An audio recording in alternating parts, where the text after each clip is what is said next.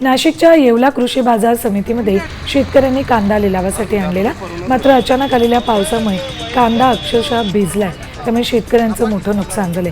एकतर कांद्याला बाजारभाव नाही, त्यातच पावसाने अशा प्रकारे कांद्याचं नुकसान होते, त्यामुळे शेतकरी संकटात आहे।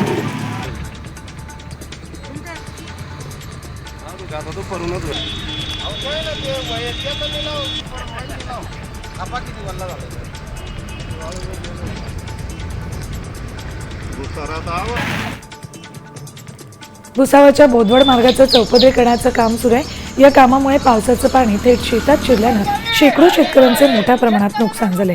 याबाबत प्रशासनाकडे तक्रार करूनही दुर्लक्ष केलं जाते, त्यामुळे संतप्त शेतकऱ्यांनी रस्त्याच्या चौपदरीकरणाचं काम बंद पाडून आंदोलन सुरू केले।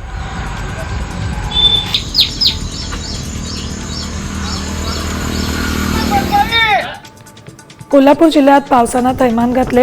राधानगरीत मौजे चौक गावातला एक पूल वाहून गेलाय। पूल वाहून गेल्यामुळे वाहतूक बंद करण्यात आली। सध्या इथल्या लोखंडी पुलावरून केवळ वाहतूक सुरू आहे।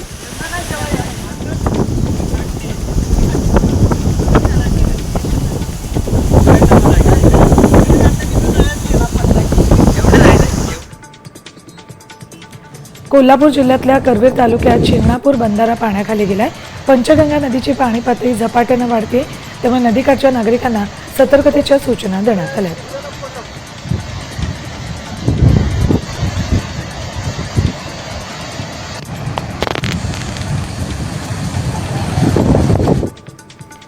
कोल्हापुरात अनेक भागात मुसळधार पावसाने हजेरी लावली, त्यामुळे पंचगंगेच्या पातळीत वाढ झाली। जिल्ह्यातील 7 बंधारे पाण्याखाली गेले।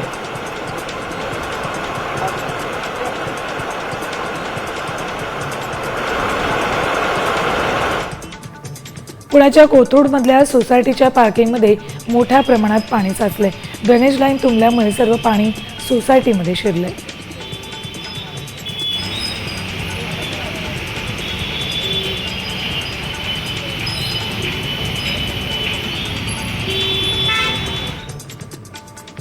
पुणे अहिल्यानगर महामार्गावर तुळापूर फाट्यावर मोठ्या प्रमाणात पाणी साचले।